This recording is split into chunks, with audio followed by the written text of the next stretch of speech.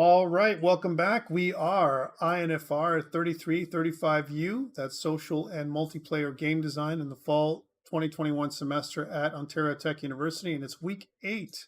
Woo. Part 1 of our broadcast. We're going to be talking about dialogue in mobile and social games today, as well as a couple other things. So let's get moving on this. So again, we're sitting at week 8. We're about 4 short weeks away from final presentations for your projects. That'll be something that we're going to be talking about soon. This week, we're going to be talking about dialogue challenges in mobile games and what that entails. Also, a bit of a case study, very short, on the tabletop gaming RPG Fiasco, which is a narrative RPG. Assignment 3, it's due. I'm going to give you the details on that first thing, because I think it's been kind of ongoing for a while. And I've been playing around with it in my head, trying to figure out something that's fair for you guys, that's not going to eat up your time and might be an interesting exercise for you to put together with you and your team. And I'm saying team as opposed to individual only because I want to make it easier, not because I think that individuals couldn't come up with this on their own. I just think it'll save time if you talk about it in a short meeting with your team. I don't expect this thing to be a very long assignment. But it's going to be definitely a gameplay exercise for the next one, which is something that we're going to be talking about next. All right, so before we start, so last week we were kind of talking about a bit of a case study on app onboarding, so what that entailed, why that is important. Mostly it's about player retention is what we talked about last week. Guide characters and how they're used in mobile games. We also did a short case study on Good Night Story. What was that about? A kind of an RPG, which was kind of a puzzle RPG type game. And we also discussed characterization and character development in general for mobile games and how that makes sense as an example. So this week, we're going to be talking about functional dialogue. So dialogue that works in mobile games. When do we use it? When do we not? How do we kind of display it and so on? And then we're going to do a short case study on Fiasco, which is that narrative RPG. And first, I want to start off with this assignment 3, which is a group assignment that really talks about creating your own game system. Part 1, it's due this Sunday at midnight. So that's when it's due. Again, I don't suspect it'll be a long assignment. It's like a short document is what you're going to be writing with you and your team. Sorry, Jaden. No, it's something that happened to me too. I started playing it just to try it out and to learn some stuff from it, just like you, and some simple character designs and everything else and Good Night Story. And then I started playing it too. So let's get into assignment 3 and what that is. I kind of released it earlier, but I think I've kind of wrapped my head around it finally now. And let me get into the details of what this is. So here it is.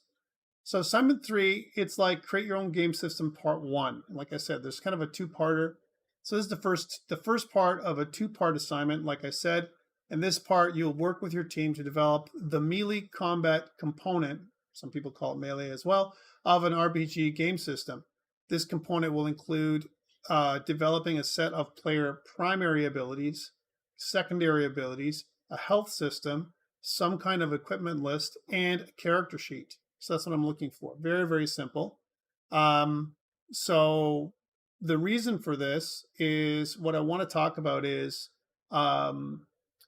it's got to be something straightforward. Okay, so I don't want you guys to spend a pile of time. There's no way for you guys to describe an entire narrative on this stuff yet, but I want you guys to kind of be mechanical, or I would say instead of mechanical, maybe a little bit methodical might be the better word. Methodical around it. Okay, so that's something. Whoa, holy, Jonathan, 428 attack. Oh my God, that's crazy for a Good Night Story. It's awesome. So yeah, so that's what I'm thinking. I'm thinking about something that is straightforward. So first thing is pick a genre. So I want you to pick between fantasy, sci-fi, modern. So it could be something that's in the modern world, maybe a post-apocalyptic, some subgenre. It could be like zombie combat, whatever. Pick a genre. And then what I want you to do is when you make your ability scores and so on, I want you to make it so that the ability scores you pick are related to the genre, and they kind of speak to the genre you're making. Okay, if you want to stick with fantasy, then you can certainly make your own version of a fantasy game like Dungeons and Dragons. You can make it fantasy. You can even steal some of the ability score names, but I don't want you just to take, redo D&D. I don't want you to do that. That's not the exercise. So think about ability scores. If you're going to make this into a video game, this would be your prototype. What 4 to 8 ability scores or attributes you could choose? So remember Dungeons and Dragons. If you think about it, we have those 6 ability scores: strength, dexterity, constitution, intelligence, wisdom, and charisma. Those are the ones we played with in the first half of semester. And the Marvel superheroes game, if we're going to go with that, let's look at a Marvel superheroes character sheet, right? So you can see that they're out there. I mean, you can always look for a character sheet that's out there. So here's an example of what this looks like. It uses fighting, agility, strength, endurance, reason, intuition, and psyche. Okay, so that's kind of their take on. I'm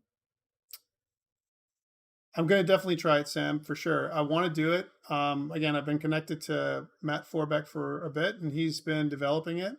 So hopefully he will have a chance to get a preview on that soon. But I'm really interested in what it's going to look like. So you have your rank and value, and the ranks of the abilities. Interesting what Marvel did with their game is they gave a rank name. So for example, instead of giving like a level 1, 2, 3, 4, 5 for their abilities, they actually gave a rank aside from just the value, whereas D&D just has the value. So fighting, for example, could range from 2 to 100, or actually 0 to 100 here, where 0 is you're in trouble, you have very little, if anything. Maybe you've been something's wrong, you're hurt, or you're very old, or something that's preventing you from fighting. You've got some kind of ability that's working on you, to 100, which is unearthly, and they've kind of given ranks to those things. So example from a feeble ability would be something between 1 or 2. Then it would go poor, typical, good, excellent, remarkable, incredible, amazing, monstrous, and unearthly. So that in that range. So it goes to, for example, it goes up by 10s after around excellent. So excellent becomes, let's say 15 or 16 to 25. And then I think it's remarkable is 26 to 35 and so on. They have a range of ability scores, and they give a rank or almost like an achievement for having that kind of ability. And for a superhero fighting game, it's interesting. This is one sheet. This is the classic sheet, the Marvel character sheet, classic Marvel character sheet. Of course, I'm not going to get access to that. But the classic Marvel character sheet, let me see if I can pull it up here with any. There's a bunch of different people have made their own homegrown ones. See if I can get this one. Here's the classic one. You have your initial roll that is recorded. Then you have your initial rank, your current rank. Initial rank would be something like before you've been modified to become superhuman. Your current rank when you are superhuman, and your current rank number. So again, initial rank, the rank name, like feeble, and then you went to remarkable, and your current rank might be a 30. And notice there's secondary abilities. You have primary abilities and secondary abilities here in Marvel. And the primary ability would be fighting, agility, strength, endurance, reason, intuition, and psyche. And it makes phaser rip. So a mnemonic, that's what they did, phaser rip. And then what they said is you add up phase all your physical abilities, fighting, agility, strength, and endurance to create health. And then you add up your reason, intuition, and psyche to add up and create your karma. And karma is almost like I would say, a modifier to your die rolls to create this heroic capability. Adding modifier to your die roll is very interesting as it skews your effect, and it changes things from simply just a random way of playing to more of a narrative game. If you think about this, if I really want to make something work, I can apply karma to my roll so I can achieve a higher hit roll. Instead of a partial success, I can go with a full success or a critical success by adding karma, and those things are called feat rolls, whether you're making a green, yellow, or red feat roll in the Marvel Superheroes game. Very interesting case study. Take a look at this if you have a chance. I know that there are sites out there that show this in the public domain, but it's great. So secondary abilities could be a mix of your primary abilities. Okay, so that's kind of interesting. That's one option. Other secondary abilities, if I look at a Dungeons and Dragons character sheet for a second, you guys know this already since you played Dungeons and Dragons character sheet. Let's take a look at that for a second, just really quickly. So here's an exhibit of Dungeons and Dragons character sheet: strength, dexterity, constitution, intelligence, wisdom, and charisma, primary abilities. But you can also have secondary abilities, things like armor class, initiative, speed. Those are all secondary abilities that are not related.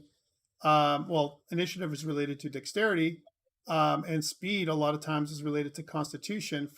That's how it used to be back in the day. But for the most part, these could be separate abilities that have nothing to do with your primary abilities. Or you can use something like skills, where your primary abilities are fed into a group of secondary abilities where you can add specializations. So that's kind of interesting. Yes, AC also uses Dex, of course. But I'm saying you could make it so that your game does not. Like you just have a score and whatever. I'm just trying to give you some leeway. I think it's best to tie them in my opinion. I think it makes these secondary abilities more reasonable, right? But you can see that people have gotten really creative with creating a character sheet. And what I'd like you to do, one part of your submission for next week, or this for Sunday, I mean, is what does your character sheet look like for your particular game system? So think about the character sheet and how it relates. That's Dungeons and Dragons. There's also another game I'd like to reference and then stop talking about different kinds of role-playing games. One of them is called Traveler character sheet. Let's look at that one. Traveler is a sci-fi game of the far future, right? So in Traveler, let's just pick up one. Here's one. You have, it was based, remember, D&D came first. So Traveler kind of said, hey, this is pretty cool. Let's see if I can take D&D and make it into a sci-fi type game. That's where it first started. And notice some similarities: strength, dexterity, endurance instead of constitution, intellect, education, social standing or influence, and psi, right, which is kind of interesting. And then they have a bunch of skills. So their system is skill-based, not level-based. One thing I haven't talked about in your requirements is how you level up. That's something that we're going to be talking about for the next component of your game, right? And what Traveler did was they also thought about ways of differentiating themselves from D&D, because it's not D&D, it's very different. So you can see that there are, see if I can pull up another version without violating different things here. See if they, oh no, yeah, we don't want to do that. You can get copies of books pretty quickly. But one thing that Traveler did was they kind of created a system where you have a UPP, a universal profile, if you will, right? And the UPP starts off with a bunch of numbers, right? And those numbers are something that define your character. The numbers are low, guys. They're not large. They go from, the original Traveler game went from 1, and they used a hexadecimal system, right? So from 1 to 15, where 15 would be the maximum, right? If you're converted to hexadecimal, right, that would be an F, right? So the idea is that if you had you either have a number, a single digit number or letter to describe your character. It's very interesting. And what you would do is you could quickly look at a character with single digits all put together. So for example, let's say your character's strength was 6 and your dex was 8. That's really awesome, right? Endurance maybe was a 7. So 6, 8, 7. Let's say you weren't that intelligent or intellectual, would be a 5. But let's say your education would be a 6. Social would be, let's say, a 10, which would be an A, right? And psi would be a 1, right? So you could kind of create a profile where you can look at stuff, and underneath there, you'd have a modifier based on your ability, similar to D&D. So you have your original scores plus your current. Maybe your current has a modifier on it. Maybe you're sick, or you've been poisoned, or you've been hurt, or whatever. And that's what the UPP is. The original Traveler did that, which is kind of interesting. So again, there's lots of ways to do things. Notice that this one has both armor and weapon slots for your equipment. Things that you don't need to include for this this time around. You may or may not include skills. Okay, so skills, I didn't say that you needed. I said secondary abilities. And the reason why I'm not saying anything about skills right now is because that could take a long time to develop a set of fighting skills. However, if you want to think about skills, right, as an example, then you can put them in if it makes sense for your fighting game, the game that you're going to make. And you're only going to make the combat system for your game right now. And I said melee, right? Because again, I think that's the first thing that I would do if I was making a brand new game. I would start with melee, and then I can add ranged, as an example, because ranged would be something where you kind of fight at a distance, and it's less, once you've got the rules for close combat, right, then range combat, can kind of build on that. So this is an example of another type of game. And there's a bunch of them out there that you can look up. Cyberpunk, Paranoia. There is these classic games out there that exist. Tons and tons of them, actually. And the great thing about a lot of these games is that they're based off the original game, Dungeons & Dragons, but they've modified their ability scores and made them unique. There's even different kinds of superhero games that are out there as well. Champions was one that I remember back in the day. So if I said something like Champions character sheet, right? So again, there's a lot of them out there where they kind of have, some things like strength. Look, this one is almost exactly from Dungeons & Dragons, but they have a lot of abilities. Holy cow, right? Tons of them. Strength, dex, con, body, right? Intelligence, ego, right? Some kind of probably perception, and so on, right? So they have a lot of different things there. And a lot of these coming from this point on look to me to be secondary abilities, right? As an example, secondary abilities, because it says strength divided by 5 would be your PD and so on, okay? And there's a lot of different ones out there. So take a look and see what you can come up with. Again, you can choose any genre you want. Superhero subgenre is fine. So it's like a modern game with a superhero as a superhero subgenre. That could be something you want to do. You can use any type of genre you want as kind of a starting point for what you're doing here. So that's the first thing. Pick a genre, pick your ability scores, and then the next thing you want to do is select an ability score range. So again, for Marvel, like we talked about, it's 0 to 100. For D&D, it might be 3 to 18 starting off if you're going to roll 3d6, right, as an example. You can also use a standard starting range. So example, D&D, we use 15, 14, 13, 12, 10, 8, or the beginning spread, starting spread for the 6 ability scores. But you can also have your player roll the ability scores. The problem with rolling is sometimes you get a mulligan, right? You get like a character that is absolutely terrible. And so we kind of allow a certain amount of re-rolls or mulligans to offset bad rolls. Sometimes we also allow things like dropping the lowest die. So if you're rolling something like 3d6 because your range is 3 to 18, then as an example, you could roll 46, dropping the lowest die, and it raises your average to about, I believe, a 12, right? So that's not bad compared to a 9, which is pretty bad for starting off with your Dungeons & Dragons character. So it's less random and a little bit more heroic. People do even more than that. They sometimes ask you to do 5d6, dropping the lowest 2. Right, so it makes a really heroic character. It really depends on your campaign, who the characters are in the campaign, and what they're doing. All right, so that is the important part. Don't worry about where you start your character off. As an example, some people start off as fully formed characters. Example, Traveler starts off as a fully formed character that's gone to school, have been trained for X number of. They've gone through different tours of duty, if you will, in Traveler, the sci-fi game that I talked about before. Marvel, as soon as you start off, you're a superhero. you're ready to go. All right. You don't have to be a sidekick. You don't have to be a low level superhero. You can be a really fully formed superhero. In fact, there are versions of Marvel that allow you to play an established superhero from the Marvel universe, Spider-Man or whatever. So how you could do that as well. You can make a game based on another game. Let's say, for example, or another genre. Let's say you watched a really cool movie that you really like.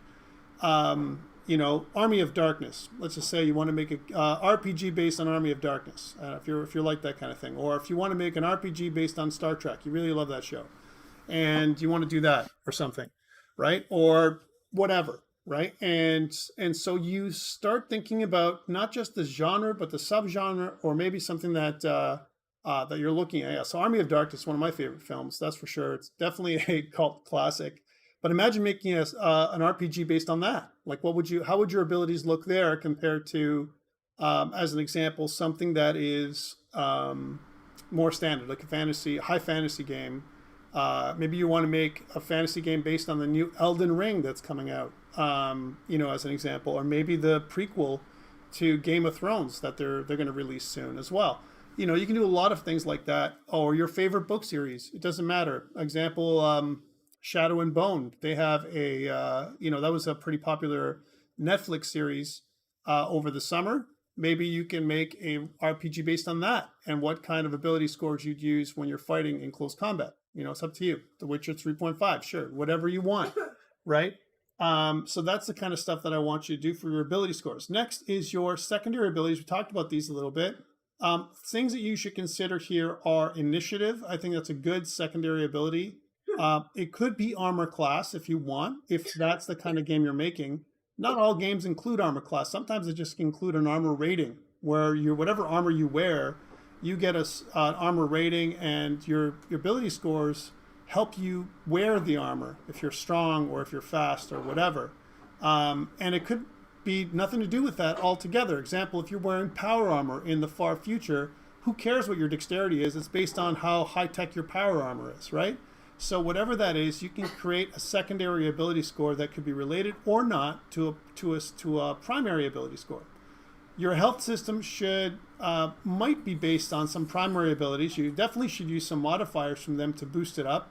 And you can also include a mental health score as well. Example, Marvel character use of Karma, which is kind of a health score on the mental side, but also gives you a little bit of a boost in terms of how you are able to accomplish your roles a little better and change your game from something that's more random to more narrative based. All right, so lots of really cool stuff, and there's a lot of creativity here that you can use. Again, designers out there, if you're someone who is a game designer, this should be something you would be interested in doing. The people who are technical artists add drawings out there. Start helping with creating the character sheet. Think about how you're going to make the character sheet more interesting looking, and so on, as you're developing the game. And same thing with drawing things like weapons and armor. What is that weapon or those weapons and armor going to look like? You can also use assets that you pull in from other sources to kind of describe what these are. I recommend you use some images. I didn't ask you for any here, but I think they'll really make a difference in terms of how you pull off your this little document here. You want to make it interesting, almost like a prototype for a game system you're interested in playing. Okay. So again, weapons list and an armor list. So the weapons, you might want to include things, weapons of different types. So melee weapons of different types. So blunt bashing. So that might be different kinds of damage. Slashing, cutting, chopping, stabbing. They may have different effects. They may not, right? But I'm just giving you an example of what you could do. Lengths, you might have short and close weapons. So that may, you have to be, the characters have to be touching. Character bases in a miniature might have to be touching. Standard, which means within 5 feet. Long, within 10 feet, let's say. As an example, you may some kind of, this could be something like a spear or a lance or a vibro axe. There could be a lot of stuff. Maybe a lightsaber would be standard length, and a dagger or some kind of pocket knife might be short or close. You never know. You could have a lot more different ranges here. Weights should also be something that you might want to think about. A light/finesse weapon, example like a rapier, compared to a medium weapon like a long sword, or a heavy weapon like a double-bladed axe or something like a two-handed sword or a bastard sword of some kind.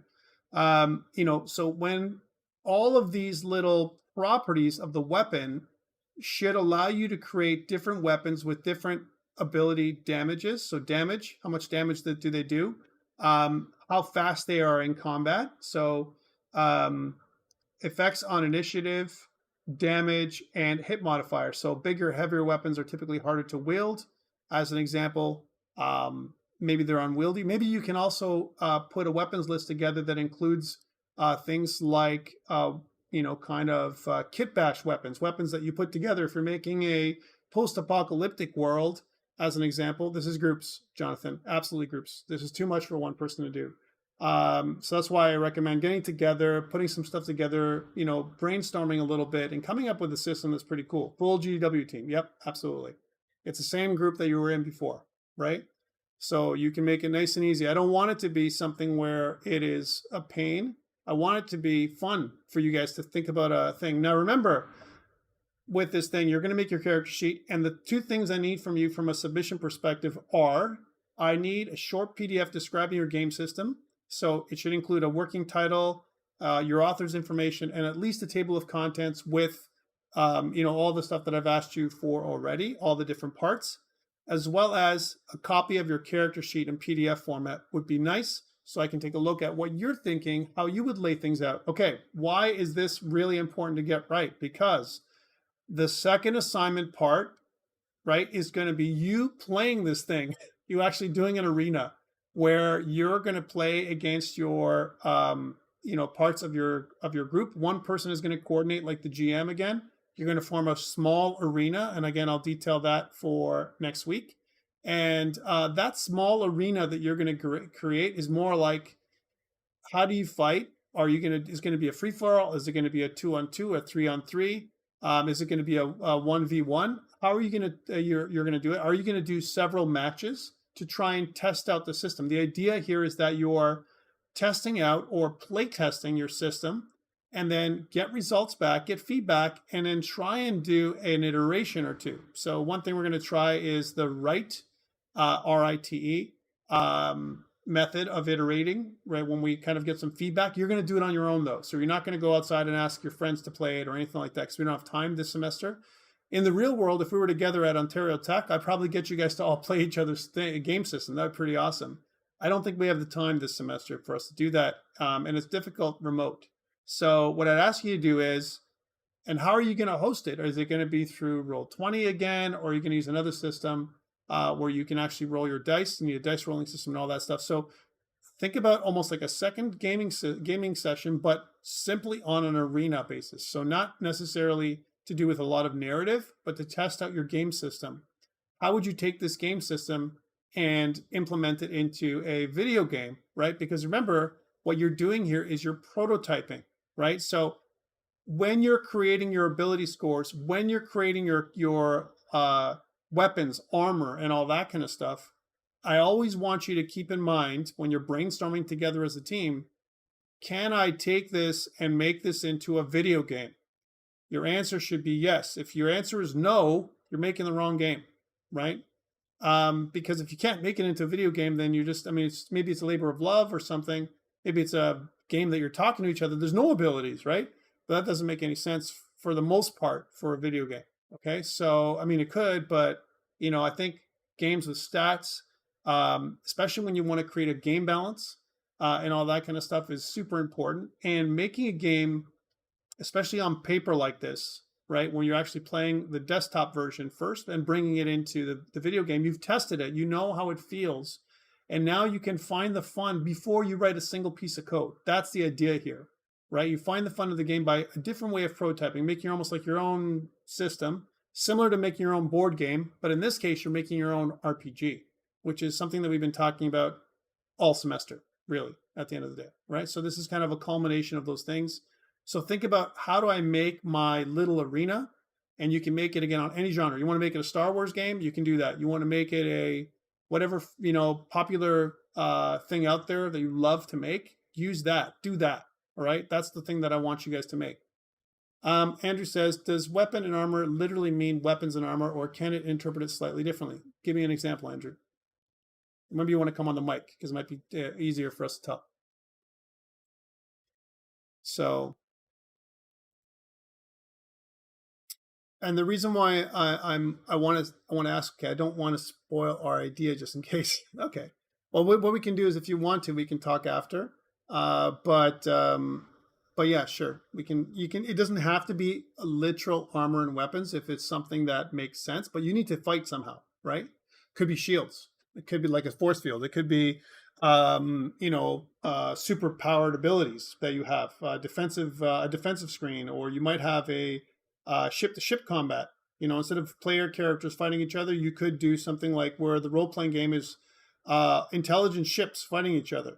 I'm going out there. Like you can be as creative here as you like, as long as you stick to the things that I've asked you. Okay, so that's what I want you guys to think about. But it has to make sense. And again, think about, again, don't just be just creative for no reason. Think about how I'm going to bring this into, be focused, and how would I bring this into a video game? Specifically, a mobile and social game would be great. So I always get asked that question. Now you got to think about that each of these sections, when you describe stuff, I want you to take a look at the player's handbook, right? For some of the stuff that they describe, or the little PDF that you got as an example. It could be lengthy, but you want to keep it short. So in other words, when you create your process, how to roll a character, that could be like a page. How do I roll a character? Steps to roll a character, or roll up a character. What are the main abilities? Describe. You might want to describe your genre. That could be like a paragraph. Your character abilities could be the better part of a page. Player character secondary abilities, that might be just a paragraph and how that works. Health system, again, might be another paragraph, right? So simple weapons list and armor list, this could be, you could use a table here. So you can, pull up an Excel table or something like that. And you can literally just put a table and put that in place. These are our weapons that we're using, right? Because for you to describe every single weapon, if you really want to have an area that describes the weapon, you can. But I recommend putting together a couple of, when I say lists, is exactly that, like a couple of Excel tables that kind of describe your weapons abilities. And that's what we would use anyway. If I was going to make a video game now, I'd want to kind of think about the damage that my weapons would do ahead of time. Like, what would they do? What's the effect on initiative, on a bunch of motion, mobility, encumbrance.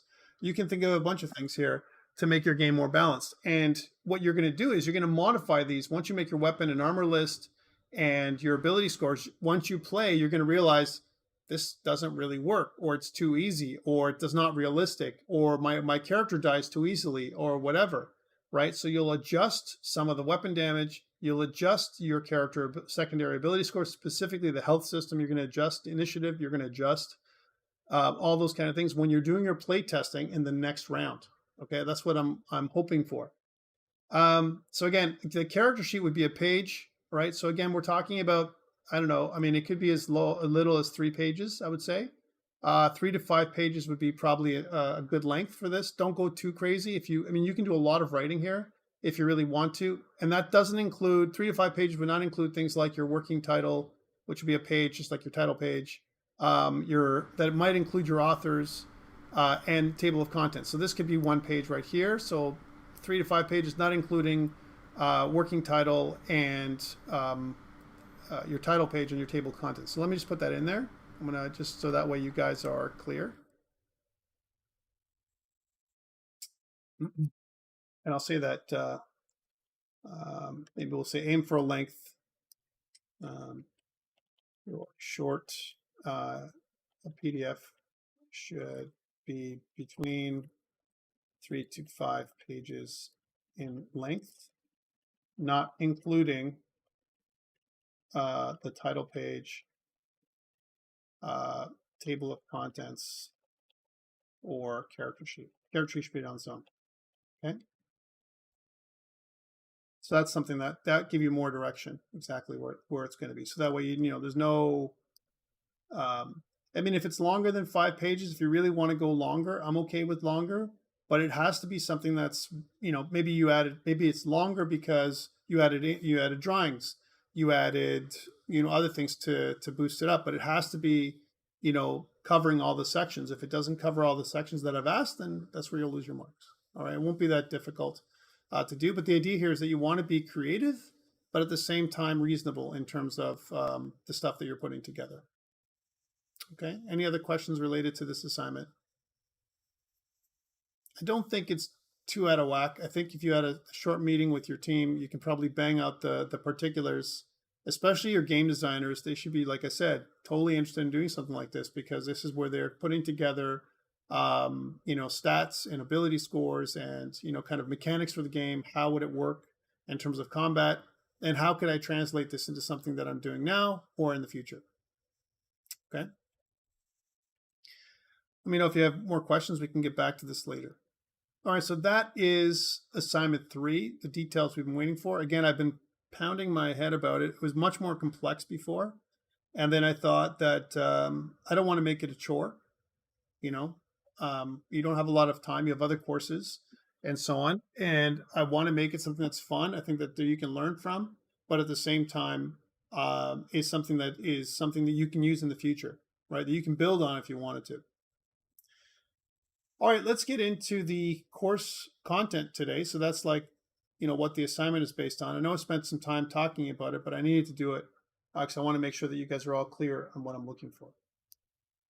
So let's talk about dialogue a little bit in games, and especially with respect to mobile and social games. How does dialogue work?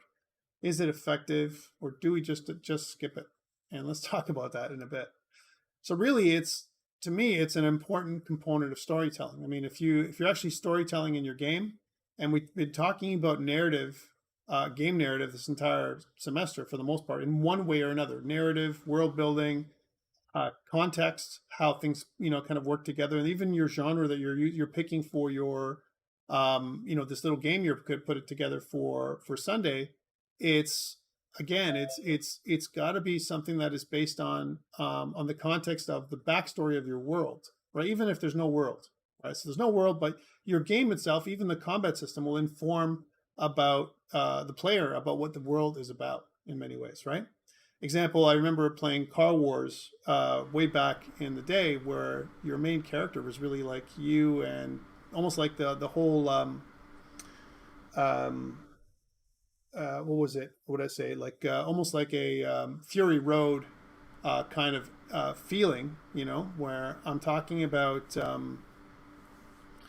post-apocalyptic cars.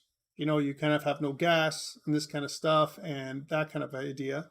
And you can think about movies like that are out there with our friend Mel Gibson before. He hadn't done that for a long, long time. Right now, he's been replaced. But again, really, really cool stuff out there.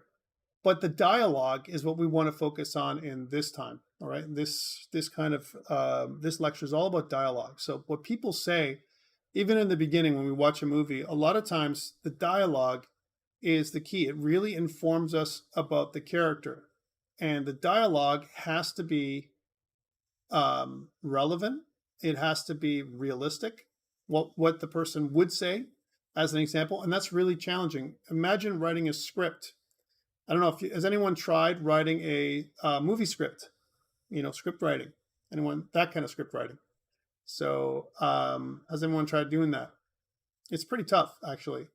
And it's really challenging, right? And normally what they say is when you write a screenplay, which is what you're doing, it's supposed to be 120 pages, right? 1 page per minute of screen time.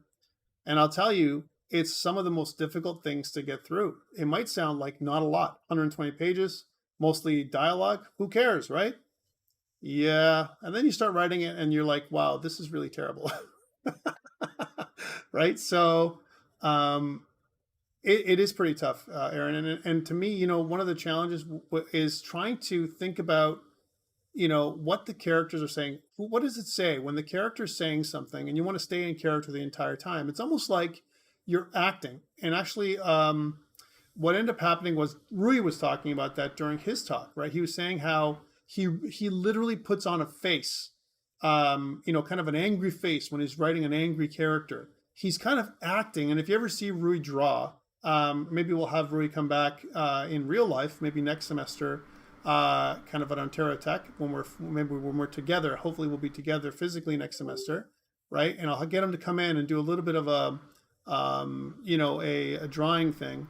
And if you ever see him drawing, he draws with this like either an angry face or a happy face, or he actually tries to feel the character that he's drawing.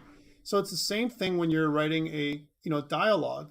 Think about how you would feel as that character, right? If you're angry or you're sad or you're desperate or you're afraid or whatever the feeling that you're feeling, as an example, or just content, or bored. How would you write that, your dialogue? Not you as the character, but that other person, right? Think about the hero's journey. Think about their psychology, all that kind of stuff. And it's tough. You can really, it's tough to pull it off and make it realistic without it being just garbage, right? Hot garbage, right? We don't want that. So it can take a lot of iteration and a lot of time. And that's why there are people who do, game writers. Game writers are, they're not a lot of them out there that are great. And even a lot of stories that we see, sometimes the story is like recycled. We've seen it before. Blade Runner, which is kind of like Cyberpunk 2077. That's what Blade Runner is. Cyberpunk has that Blade Runner feel to it in some sense.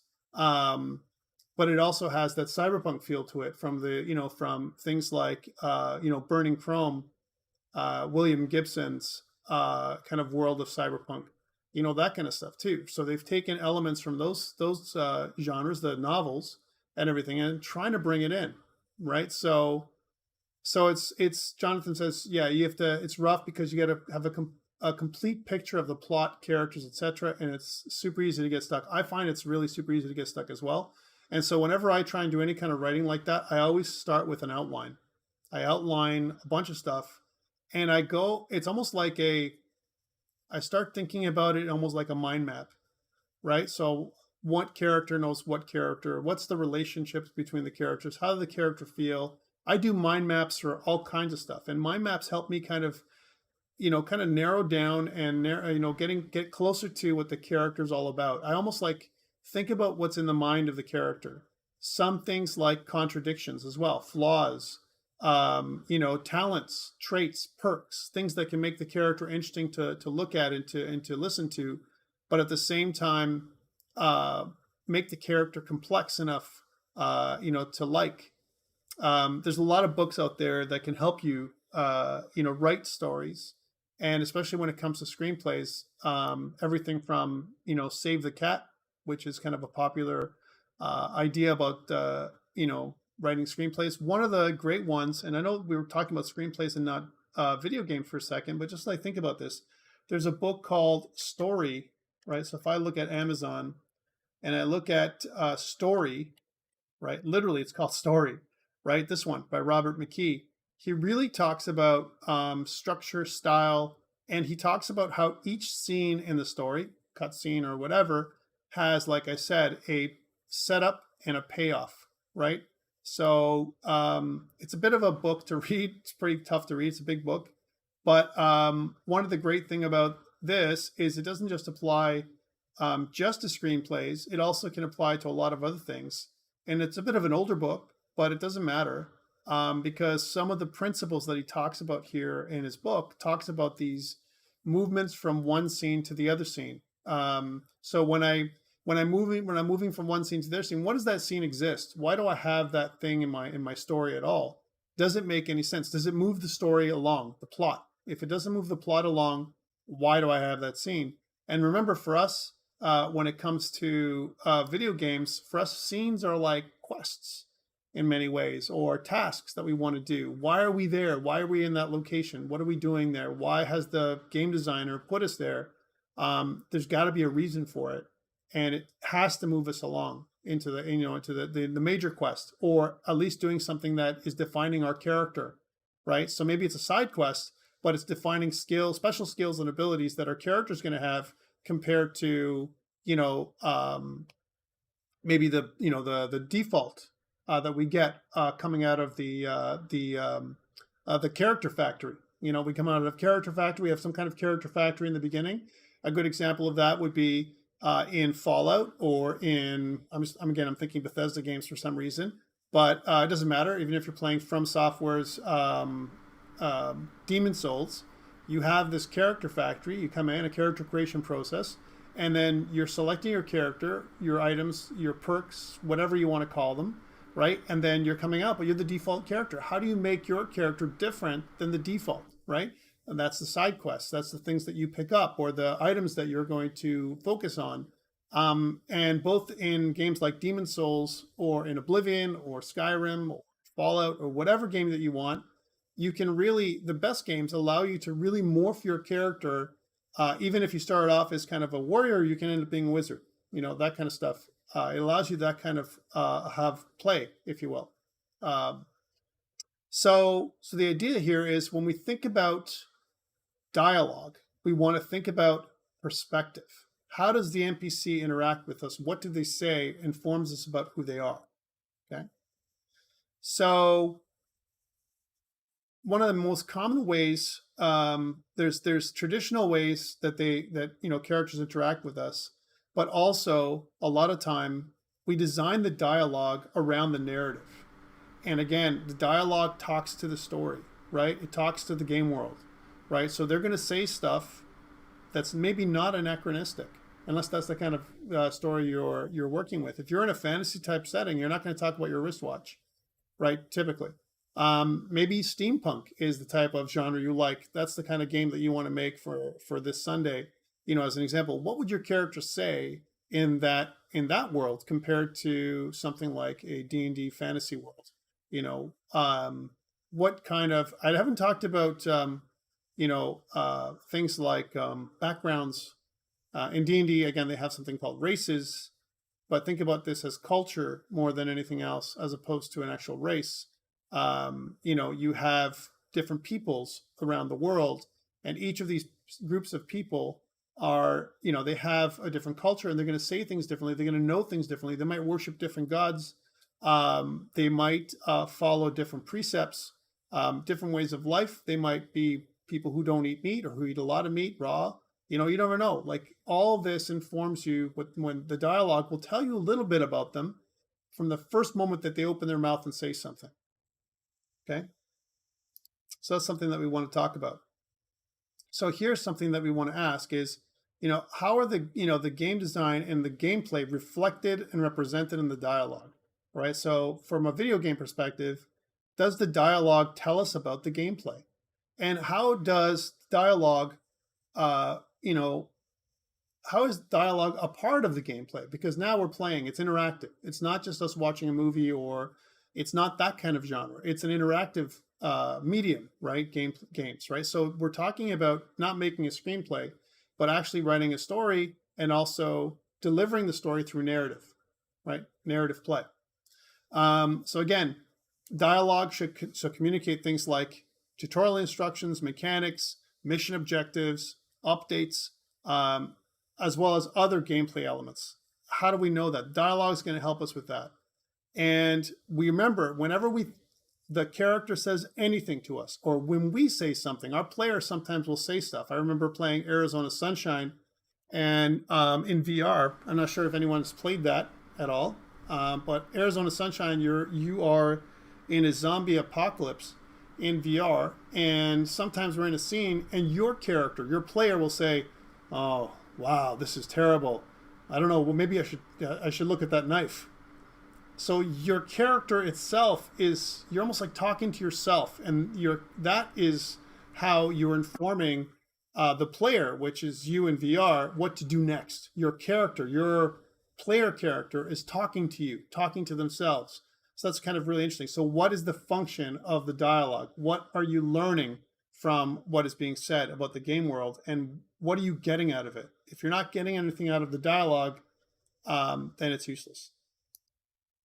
So again, when we think about this, dialogue should really be strategic. And this is kind of an important piece, right? And no matter the storytelling medium, doesn't matter whether you're making a video game, or if you're reading a novel, or watching a movie, it should be strategic. There's got to be reasons why it's being said.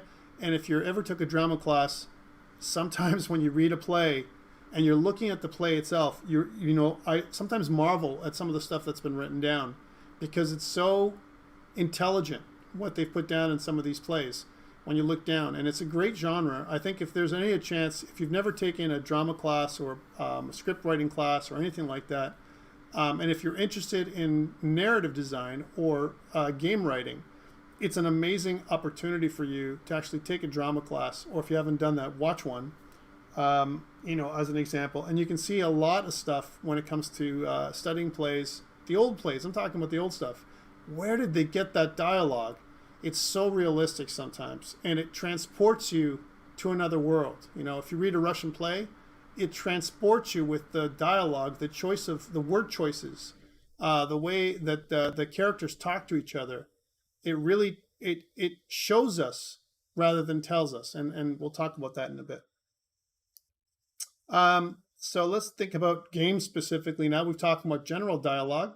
What about games? So again, a lot of different functions in games, right? This can be divided into two different aspects from narrative design and game writing. Okay, so it could present dialogue in several formats. The NPC or another character may speak, that means you, might speak directly to the player. So we just talked about this in Arizona Sunshine. The main character talks back to you, right, and tells you what to do. It might be a notification, something like you've received mail, you're out of ammo, be careful. You've come to the end of the map or something weird.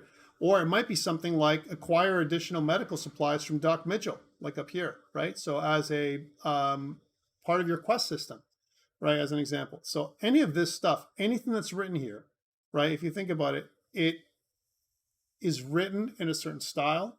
And if you think about it very carefully about what's being written here, even the dialogue choices that are given to you can give you the flavor or the flavor of the game world, right? Like, look at what, our character from Fallout is saying, right? You should help me take down the powder gang, bullets, explosions, lots of fun. That tells you about you as the player, right? What kind of character are you playing? What kind of character did you create, right? As an example. And notice it's tied into a primary ability, speech, right? Or skill, speech, secondary ability here. Sneak, which is 18 out of 25. You need 25, but you only have 18, so you're not really great at this one.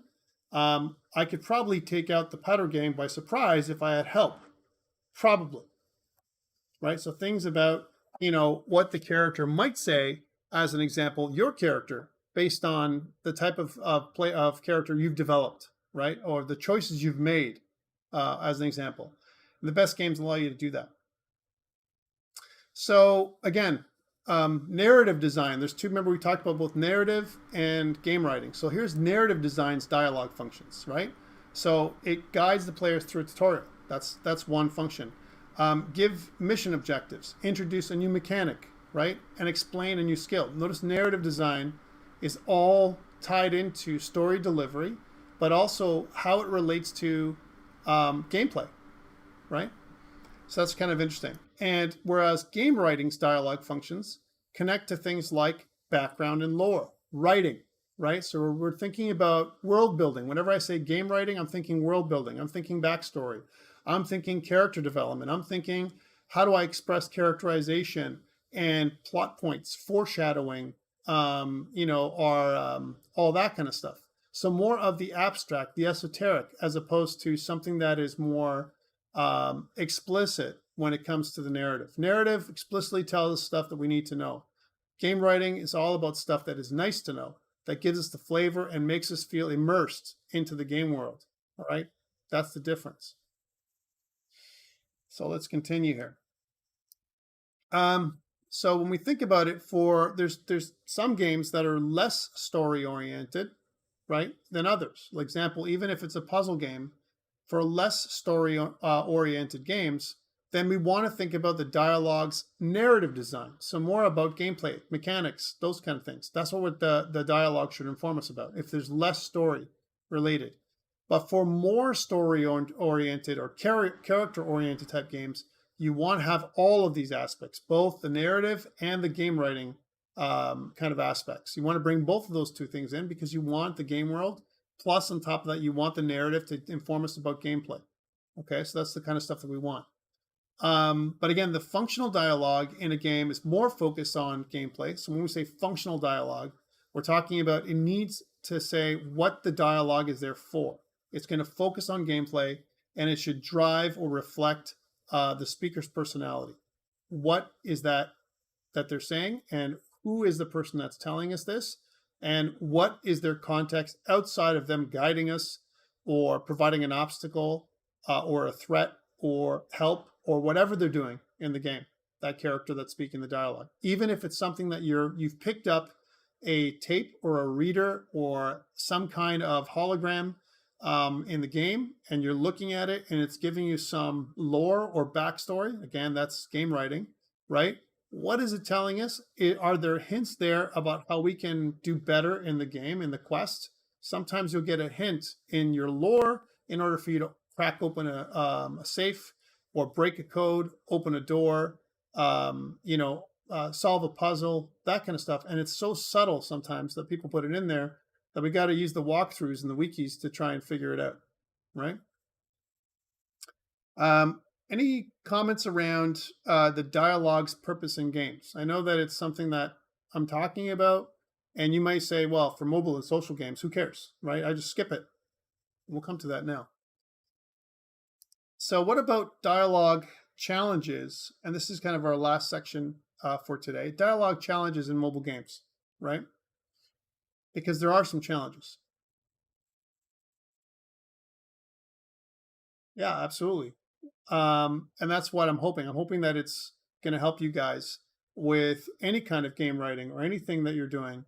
So again, let's think about this. So we have some constraints. Whenever we make a mobile game and we want to add dialogue, we want to add something, there's some constraints we got. We're limited in terms of technology.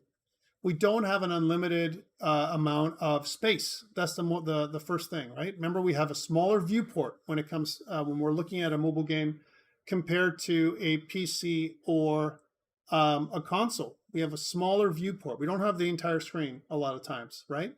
And we have to work within the safe area a lot. And I know that Stephen has been working with you guys this week to develop your the multiplayer aspect of your game, right? But again, think about the safe area from a mobile perspective. That is the only place that's going to be available for you when it comes to, kind of displaying your narrative, your dialogue, and all that stuff. Disco Elysium is so interesting. And, at the end of the day, it's not, I played it. It's not my I've gone pretty far in it. It's not my type of game because it takes so long for you to invest your time and wait and, and do all that kind of stuff. If you're into a very quirky, honestly, the character, if you think about it, when he first starts off in Disco Elysium, right? In my mind, he's a wreck, right? He's a total wreck. He's not a good guy, not at the beginning. And he's a mess, right? It's like, he's, maybe over the course of the entire game, you can put them together and you figure things out about what happened, how the murder happened and all that kind of stuff and who did it. It was kind of a bit of a whodunit in the beginning without spoiling things in Disco Elysium.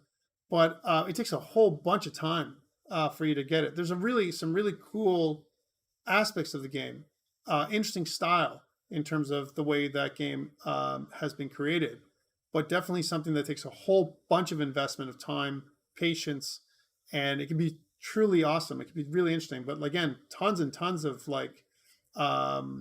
dialogue, and interaction between you and the non-player characters in the game. So really interesting. And Hades, again, whole different pile of different kind of writing altogether. Very, very interesting. But going back to this, again, sometimes players won't even see our avatar in a mobile game, right? We talk to them, to the non-player characters, but our avatar, we're not seeing it on the screen sometimes. And the other thing that we're not going to likely have is voiced dialogue or dialogue choices. And the reason for this is because a lot of times mobile games are smaller. We have a smaller budget for them, and we have to hire some kind of voice actor for you to do those games. I mean, I know some people try and do their own voice acting, especially in an indie studio or something like that, with mixed results. But it's always best to have a professional do that. There's such a difference between you and a person who's trained to do voice acting. We'll talk about that in a bit.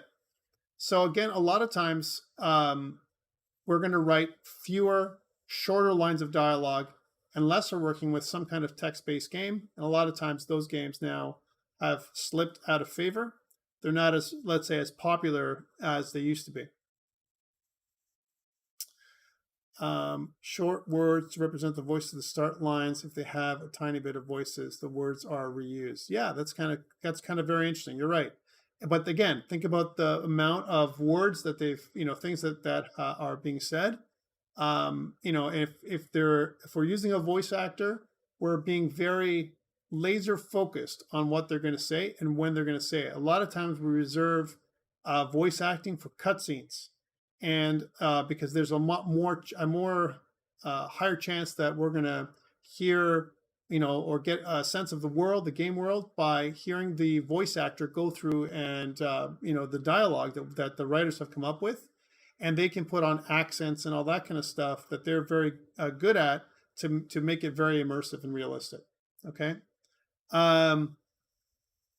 So again, what we want to do is when we have these constraints, things about technical constraints and budgetary constraints to me always present opportunities. All right. And again, we can get really creative with how we use dialogue to engage, with the real world. Let's try it out.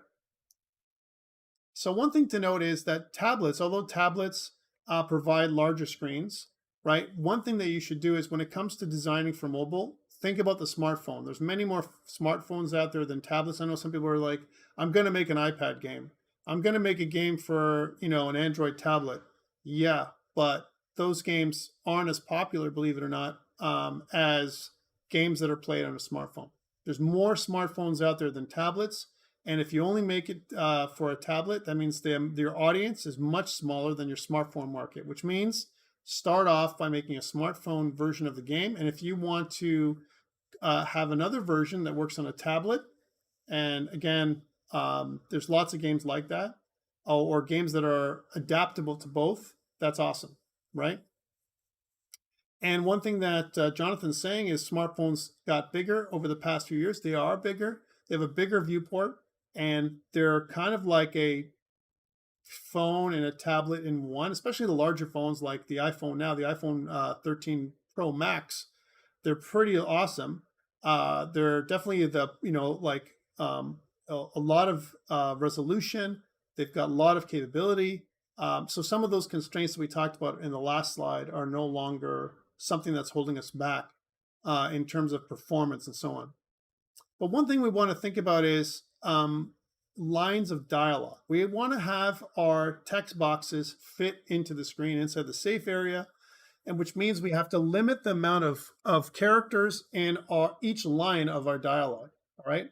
Otherwise, what's going to happen is our dialogue might end up getting cut off, right? So we're going to have almost like a character budget a lot of times for what the character, when I say character, I mean like characters in the word, not just a word budget, but a character budget for what our non-player characters and our player character is able to say.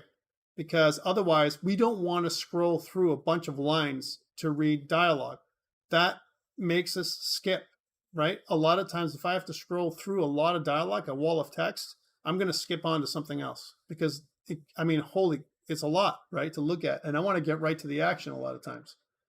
So one way to practice being more succinct is think about the way we used to do a Twitter post. Okay, even if you never use Twitter, it doesn't matter. Back in the day, when Twitter first came out, we were limited to about 140 characters. And think about what you're trying to say and how the tone will come across in those 140 characters, right? If I can fit everything in to 140 characters and force yourself to stick to that. Don't use abbreviations. Don't drop vowels. Don't talk like you're talking on a text or even on Discord, right? Think about full sentences, full words, but only 140 characters. That's really a challenging exercise, guys, if you want to think about what you want to say, right? So it's not a lot of characters, not a lot of words, but what it does is it restricts us into a space that can fit on a mobile phone, which is exactly what we're looking for, right? Here's a fun fact. Twitter increased their characters per tweet limit to 280 in 2017. So now it's no longer limited to 140. It's double the amount per tweet. But again, sometimes people have longer tweets. If you kind of go up on other posts on Twitter, if you will, that's what the tweets are called, or posts are called tweets. At the end of the day, when you look at that, they have multi-part tweets, if you will. They go from one to the next, because they have something that they want to say. So they have like 1 of 6, 2 of 6, 3 of 6, and so on.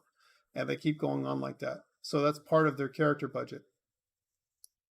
So part of the problem when it comes to talking about stuff is this UI issue.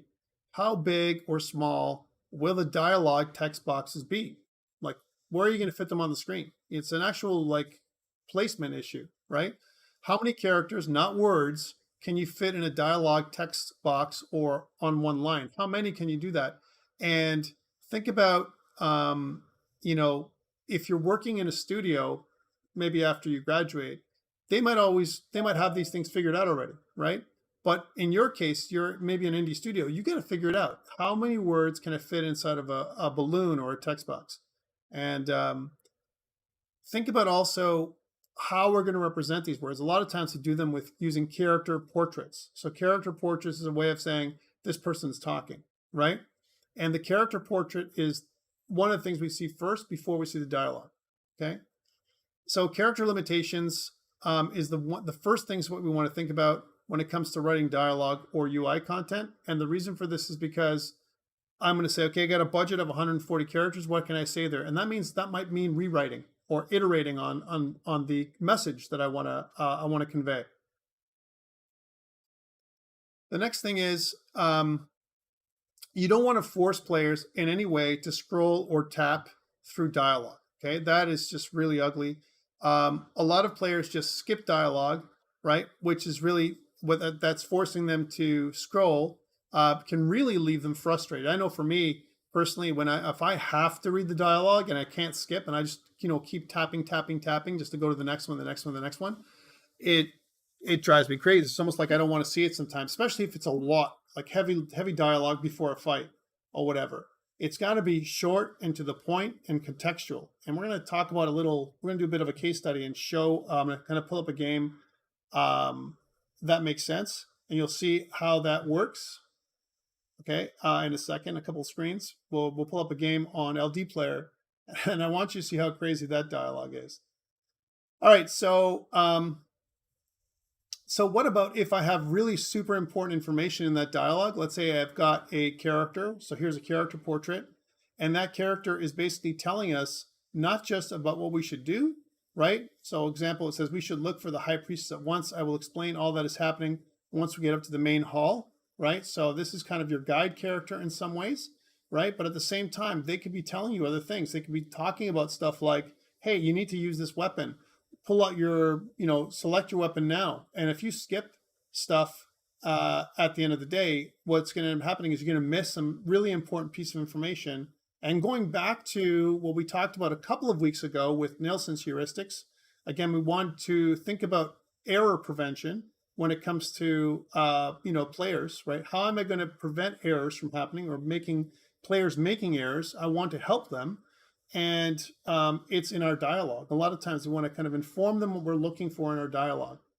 So here's some thoughts and suggestions. So the more lines of dialogue on the screen at one time, the more likely they're not at all going to fit. It's better to have only 1 or 2 lines at a time. Okay, some thoughts, and players may have to tap, but they won't have to read incomplete cut-off lines. So if I tap, that's okay, but I don't want to have to scroll, and I don't want to have my line cut off. That's really ugly, and that's terrible, all right? I don't want that to happen. Let's talk about handling conversations in 2D. If characters will engage in conversations, right? If that's what we're going to do, so NPC and player, right? Player character. Let's think about how to present these in game. unlike a PC or console, right, as an example, players may not be interacting with NPCs in the environment. Player characters typically, we don't typically walk up to an NPC most of the time in a mobile game and start a conversation. They're starting a conversation by entering a scene. A lot of times, that's what's happening. It's also common in mobile and social games for, like we said before, NPCs to have conversations without the player's character or player's avatar present. We don't see the player's avatar. We just see a character portrait of the NPC that's talking to us. Again, the traditional way is the character portrait with accompanying text boxes. And this is a game, Langrisser, or Langrisser, right? This is actually a really old game. Some of it is truly, I mean, it speaks to the time frame. It's very anime-like, if you will, like the characters. Back in the day, we called it Japanimation, right? Because that's what it was called. And some of the characters are not realistic in terms of body structure as well as the way they were designed. Let's think about what that game is going to, let's see if we can get that game on LD Player. I've kind of downloaded Langrisser, right? And let's take a look at what it looks like and what type of game it is. So to me personally, I'm not a fan of this type of game. Although I love the stylized look and feel of this. This is, again, anime influenced, if you will. It's an anime type game. But the type of game that it is very... I'm not sure if you guys can hear that. And I better reduce the volume a lot. No, it's not that. I meant to do this. Because if I share the volume with you guys, which I'm going to do right now, share sound, I don't want you guys to, to be, so for it to be too loud. So this is actually a mobile game, right, as an example. And we can switch user here to start over. I'm going to log in as a guest, right? So this is the first time. So here I am. I'm kind of a new user now, and I'm starting off. Hopefully it'll give me, it's the last game I used. So there's my character, Matthew, and he says, "My head hurts, where am I?" And I can tap, and you can see a character portrait comes up when the main character, that's me, is not talking, and the other character is speaking. As an example, I'm grayed out, or my character is grayed out. You can also see that the actual character portraits themselves are very different than the actual character that's in the game. So you see that they're slightly different in terms of size and the way they work, okay? So Almeida, where are you? And, as an example, and then here we are, we have another character that comes in and speaks to them. And you can see that they come back and forth, and they inform the player on what's happening in the game world, okay? Finally, we're in there. As an example, it talks about how to gradually explore the world. Now, this is non-diegetic, all right? So we're seeing us, kind of pointing to something. Who is telling about this about us, or this to us? It's the game itself. But again, this is an older game that's been converted into a mobile game, right? So that's why it is the way it is. It's telling us what to do. And again, even some of these effects and transition screens and all that stuff is very, very old school, all right? So, it's this kind of game where, wait, I hear the thundering of hooves. Is that the Imperial Army? Again, just the dialogue that's being used here, if you think about it, is telling us about a bit about the kind of game that we're playing, okay? Thundering of hooves, Imperial Army, all right? So it kind of tells us about the game world, right? And we see that the Imperial Army comes in, the character designs of them. There are enemies. It's kind of a strategy game that you're playing. And then, it talks, this is our enemy. He comes in and says, General, Botomicus of the Hyborian Knights. Let's just call this my self-introduction, kind of thing. And so he's talking about himself, but the dialogue, again, it's not very long. You notice it's only about a line and a half or 2 lines max. Okay, and same thing with our character. It's not just the portrait, but the portrait changes according to what I'm who I'm facing and what I'm looking at. So that's kind of interesting as well. A little bit of moving mouth kind of stuff here. And again, if I don't like it, I can always skip, right? So the victory conditions is defeat all the enemies, as an example. And what should we do? Kind of thing. You can see that there's strong and weak. So weak means that I probably won't be able to defeat them. Strong means that I'm okay. Let's move there and do it. It's all Japanese. So I'm going to select strong, and then I can click my attack, and it's guiding me to what I'm going to do, right? Very old school. Okay. Again, I'm not going to play too much more about this, but it's that kind of game, right? So very interesting. I recommend, checking it out, just from to understand when it comes to, the dialogue choices that are used. And the question that I have to ask you is it effective, right? Does it make sense for you? Think about this. I was already getting tired about all the dialogue that was happening. It was almost like, is the dialogue, good enough to keep me interested without making me skip? If I'm skipping dialogue, that means, some of the dialogue choices are maybe not the best ones. Or maybe I'm just not interested in this kind of game. So Langrisser, it was re-released in 2019. It's coming from an older game that was way back in the day. Again, anime that was converted into a mobile game. Again, a lot of times the character portrait, what we can do is we can fit in about 4 character portraits maximum right on the screen based on the size of my viewport. Jonathan says, Dragalia Lost is a weird one because it's played in portrait rather than landscape. Wow, that's crazy. Still tries to add a bunch of characters on the screen at a time. It also takes up a few gigabytes of space and has like 5 stories per character. That's crazy. It's so much, right? Again, if you like that kind of thing, it's awesome. And remember that even though this game is so story laden, it's like, I feel a lot of times when I play a game like this, I'm on rails. I don't have a lot of agency here. I mean, sure, I could lose if I pick the wrong target, but there's heavy training in the first levels, to get you to understand how to play the game, where I don't have a lot of choice in the first few levels. It really moves the story along by itself for the most part. Again, what we talked about is as one character speaks in the text box, the portrait lights up. So you can see that Matthew here is really bright, whereas the other character is kind of grayed out. And they're grayed out because you're not speaking. Okay, so that's something that is a good, kind of way of doing the dialogue. Again, benefits of this approach, it directs the player's eye to the character that's currently speaking, right? And previous lines of dialogue remain on the screen. Players can read anything they missed or didn't understand until I press that, tap the screen or press the button. Okay, so that's kind of a good way of approaching things.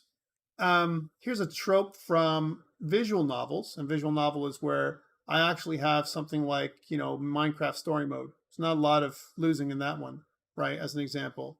And it's really to place character portraits on the screen with the corresponding dialogue text boxes underneath, and they take up the entire screen, right? And this works well for limited screen space. Mystery Match uses a variation of this, and I've downloaded Mystery Match so that you can see what this looks like, right? Again, it's another matching game, and it's kind of a whodunit. That's what it's like. That's Mystery Match. And but it's very, again, story oriented. So if I click on this and I want to play, it tells me what I'm collecting. I'm collecting 25 of these type of gems and 25 of these kind of gems. But believe it or not, there's a heavy element of story. So here's Emma, and she says, hey, I wonder if we can match 5 gems in this pattern, right? So how do we do that? And it basically shows us what to do, and tutorialization happens throughout the game. So I want to do this, right? So gem matching kind of game. Look, it created a pulse gem, and it talks about what to do with the pulse gem, right? And yeah, we can kind of pull that in, and then what it does, it creates a special effect where we get this kind of thing happening. And then Julian says, if using one special gem is good, their combined power must be even better. So again, even though it's not exactly the the most I'm just going to put it out there. The most interesting game. When my son looks at these games, he's like, "Daddy, you're playing a block game. What's wrong with you?" Right? And I'm like, "No, it's not a block game. It's a puzzle game." But the puzzle game with the story element. We saw this similar thing happen in Good Night Story last week. So this is just another game, that we're looking at here. All right. So kind of interesting the way they do their narrative, and they kind of have the either a small portrait at the bottom or the entire screen is taken up. And if you actually play that game, it'll start off just like this. It looks just like this. We have the entire character portrait itself, and then we can see a little bit of dialogue at the bottom. And the dialogue really informs us about two things. Notice that this is just a little longer than 2 lines, but it's not very big in this case. So it's not following all the rules, but it's pretty close to having a character limit. And again, this is a tap to continue, so there's no scrolling, right? So again, there's flexibility with character portraits and the emotional states they convey. So remember, just the character portrait themselves can change. So technical artists out there, there's so much you can do with dialogue and producing even a 2D character portrait, even in a 3D game. When you're kind of conveying a story. Part of it's not quite a cutscene, but it's talking about stuff, and it allows the character to or the player to kind of absorb the information that's being conveyed. So again, we talked about this before. Most mobile games will not have voice dialogue, and the reason for this is because we need a voice actor, and they need to read the lines. You're kind of putting together a script, as an example, and a lot of times, some people will use, when you're script writing or when you're writing lines, different techniques, all right, when it comes to writing dialogue. So we can use assonance, which is a repetition of the same vowel sounds in adjacent words, starting with different consonants. For example, the rain in Spain, stays largely on the plain.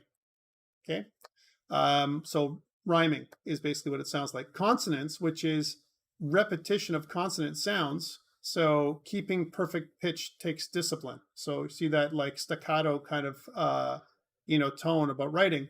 Alliteration, so repetition of consonant sounds at the beginning of a series of words, like stop sticking steaks on the steel stove, like that kind of thing, right? Verbal and vocal tics, like Gollum's precious, right? That kind of thing.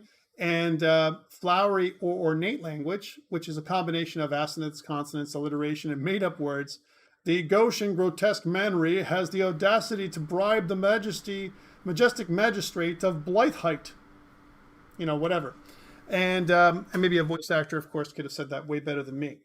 But the idea here is that you can use some of this in moderation, but if you use too much of this, imagine a voice actor that has to read, your dialogue and understand the context about how they're reading it.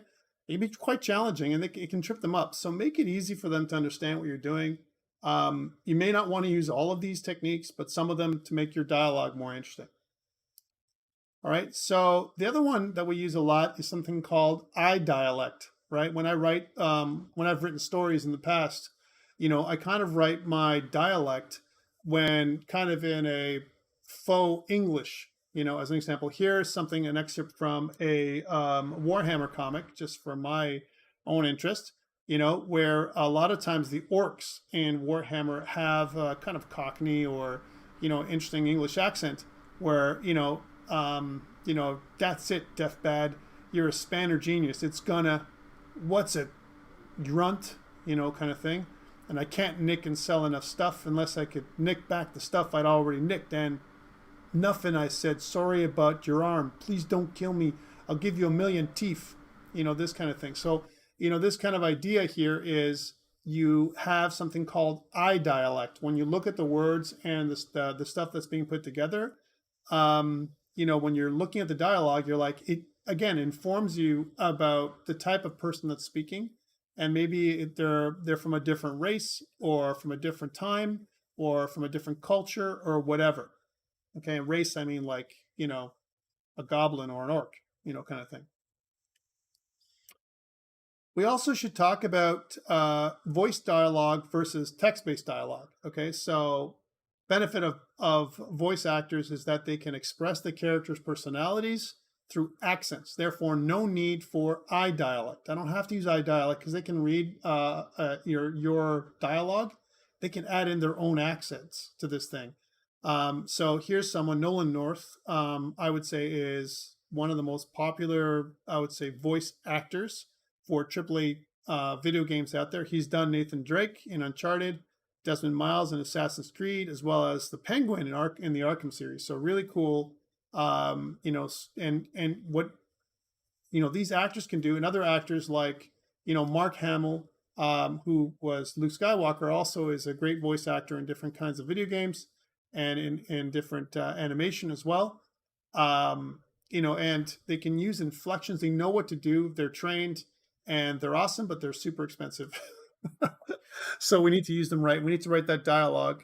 And so you have usually, along with voice dialogue, you have a professional script writer, someone who has been writing scripts for a long, long time. So having a voice actor is the way to go, but you need to have a really good script or the voice actor can't do much with it. Doesn't matter if it's bad, it's bad. So one thing to note is text is visual. So whenever we read text, the idea of show, don't tell, well, you're actually showing us just by, the different kinds of fonts that you're using. For example, and let's just make this a little larger for us, this font's personality is different than this font's and this font. So you can use different fonts to express, the type of, the person that is speaking. You can also develop a visual style, for the character, the players quickly figuring out what the characters speak when they speak in words that are red. Maybe they're angry.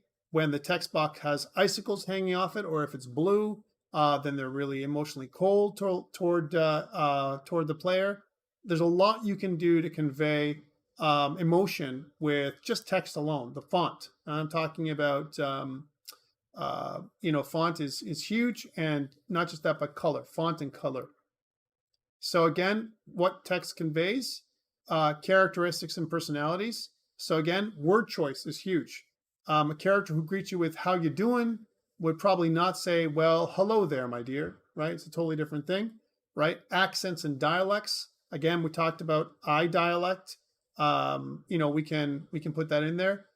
Mood, right? I'm so tired, or I suggest you not talk to me right now. You can emphasize certain words by making them, kind of adding all caps. As an example, sarcasm, you can use italics. Oh, how thoughtful of you. I never would have figured that out myself. Location, characters can just suggest where they are in the world in relation to the player or player character. And onomatopoeia, which is like, kind of sigh, a gag, where you're using a word to convey non-verbalizations, right? A cough or something like that. Emphasis, where you can use all caps, or highlighting to say that they're shouting or they're trying to express something. So lots of ways of doing stuff with dialogue. And I think that this is a good guide on some of the most common things that we see. So we also have to think about text boxes. So we talked about the actual text in themselves, but then we have to think about what is the text contained in, right? We have something that the text is contained inside, right? And usually it's some kind of text box or bubble, right, that the text is in. So again, text boxes themselves, depending on the color and the style, can communicate tone, personality, whether the character is thinking or speaking. And a lot of times we can go back to comics and manga to kind of remember what they mean. They inform us. Different kinds of speech balloons tell us different things. And I've kind of given us a guide here in the next page about different kind of speech balloons and what they might mean if you're reading a comic book, right? So again, a jagged balloon might be someone who's screaming or shouting. Something that is icy with hanging icicles might be hostility towards whoever the person is talking to. Something that's rough might be monstrous, sinister, good for creatures, right? As an example.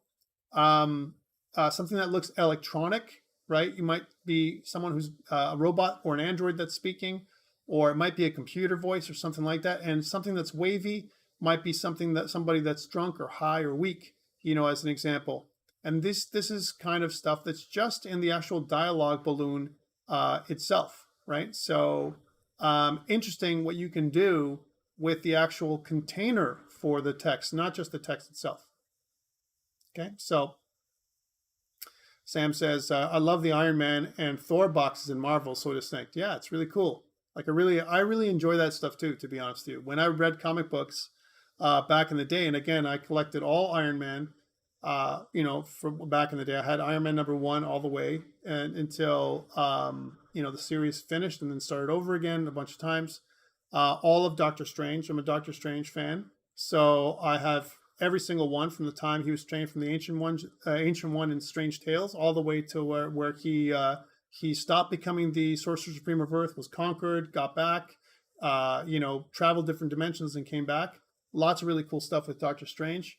So Iron Man, Doctor Strange, Hulk were my big three. Ruiz, and I knew him, back in the day. His was Thor. He was a big Thor fan in Avengers. And my brother was a big Spider-Man fan. So we all kind of collected different comics. We couldn't afford all of them, but we kind of came together whenever we had every Friday to buy comics. And whenever we bought those comics, we would kind of read each other's comics, whether it was The Punisher or, whatever it was we're reading, Cloak and Dagger. We read it all, right? And we absorbed the story, some of them good, some of them bad. But the biggest thing that we loved about the comic books was the narrative and the artwork, which was really huge. If the artwork sucked, we would say, man, who is this guest artist they got here, right?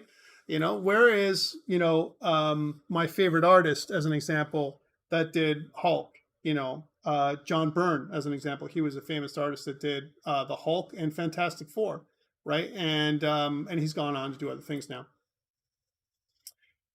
Yeah, I got to read that for sure. But I've got, so many little stories for you. And if we had time, maybe if we get together one day in Ontario Tech, when we're physically there, we can talk about comics all day long. But again, we're talking about the container for the dialogue, not just the dialogue itself. All right. And last thing about functional dialogue, here's a bit of a checklist for you guys again. And this might be something that you might see later on, is determine the best way to deliver dialogue. How are you going to deliver it? Think about the maximum number of characters for each line. This is kind of a summary. The design of the text boxes. How am I going to, design them? And what does the design inform, the player? When I look at the text boxes themselves, just the container can tell us something about the design, about what the character is saying and how they're saying it. The formatting of the text is really, really important. What fonts and the font family that you're using, the font sizes, and the style that you're using that you've applied to the font. What is the best way to position text boxes and character portraits on the screen if you're using cutscenes? Where do I put those things? As an example. And then give every line of dialogue a purpose. Everything should have a clear function. If there's no clear function, don't say it. Don't put that as, don't include that dialogue if there's no function whatsoever, right? Use dialogue to suggest time and space. If the player character has no in-game representation, so you can't see the player character's avatar, think of ways dialogue can tell players where they're situated in the world, okay? So that's kind of a very high-level list summary of all the things and some other things we haven't really talked about that I want to summarize here, kind of the key points in terms of dialogue. All right, questions about dialogue in mobile and social games. What are your thoughts? Is there something that I missed? Would you do things differently for dialogue? Has it given you ideas about something that you can include in your game, when it comes to your mobile game that you're making for me? Any kind of ideas at all? All right. So here's the last part. Okay, Jonathan has something here. There can be lots of text nowadays because I consider the gacha games I play with multiple languages and all that stuff there. Yeah, for sure. Samuel says, I feel like using comic bubbles is a smart way to show emotions without making more art. Agreed, right? Because again, remember we talked about affordances from the real world in our video game world, right? So something that we already know about. So I know what something might mean based on the shape. Think about the silhouette of the character. Gavin talks about silhouette of the character when you're doing character design. Think about the dialogue boxes as silhouettes for the that kind of basically colors the tone of the dialogue that's being spoken. So kind of interesting way of thinking about things. All right, let's go into the last part of what we want to talk about today. So we've talked about a lot about tabletop role-playing games, and now I just want to do a bit of an aside. This case study on Fiasco. We talked about different kinds of games. One thing I've done for you guys for interest, right, for interest alone, is up on in our modules. If you look up here, there is a sample of both the full Fiasco RPG. It's a sample only, it's not complete, as well as the Fiasco Companion. And again, you can download that right from the creator's website so that they're there for you. And I think these are great examples of a game and a supplement where you don't need heavy things like what I've asked you to do for your assignment 3, which is there's no ability scores, right? It's a different kind of game altogether. A lot of times I remember games like Vampire the Masquerade. Let me just pull that up. So, and this is not the video game, but actually a narrative game, right? And Vampire the Masquerade was a role-playing game, right? And again, it was different than what we had before in terms of ability scores and that kind of stuff. They kind of set it in a fictionalized gothic punk version of the modern world, which is kind of really cool. And I remember when I was playing Fiasco, when I first played it, it reminded me of this kind of game, right, from White Wolf Publishing. So kind of another game. They made a bunch of them, but very interesting. And you can be as closer to a tabletop role-playing game as you want, or far enough away where you're just doing narrative. Those are the two options you have with Vampire the Masquerade, right? So going back to what we're talking about Fiasco. So what is Fiasco? Again, it's a role-playing game. It's independently published by Bully Pulpit Games, right? The original game, and if you go to this site here, here's the original game. And it's changed over the last little while, so let's talk about it. But when I first played the game, this is way back, it wasn't, and again, it's available in Roll20 as well, and they did that so that you can play it remotely in this and during COVID for sure. But nowadays, what you do is you have a box set and you have cards and a game board. That's totally different than when I played Fiasco the first time. So they had Fiasco in a box when they were playing it. And again, what you had is there were 4 players around the table. You kind of set aside some hours. And basically, it was a narrative game where you can use 6-sided dice to decide your fate and to add story elements, which was kind of really neat. I guess that's a high level. They also have the Fiasco Classic print, right? And you can also buy Fiasco Classic digital, right? So Fiasco Classic is the one that I've put up on your up online there. And if you notice, there's downloads. If you go to Fiasco Downloads and Fiasco Playsets, you can actually download a bunch of different things. Lots of really cool resources here. So the Fiasco Preview, as well as the Fiasco Companion. And between these two things, those are the things that I've kind of put up online, for you to read. So again, going back to Fiasco, what is it? It is a GM-less game for 3 to 5 players, usually 4. I've seen mostly 4 players. It's kind of more of a balanced play. It's designed to be played in a few hours with 6-sided dice and no prep, right? And why is there no prep? Because, and it's, again, it's kind of like this game where you are in a subgenre of something gone wrong, some kind of caper that's gone wrong. Here's one of the play sets, Tales from Suburbia. This is the classic game we're talking about, right? And what they do is they've set out these play sets, and each play set has different scenarios And what you do when you start thinking about the playset, it comes up with 6 groups of 6 relationships between 2 characters in the setting. 6 times 6, right? When we think about what this is, it's like I'm rolling 6-sided dice for everything. So you don't need complicated dice. You can find those dice anywhere. Again, so you don't need complicated dice like dice from Dungeons and Dragons or anything like that.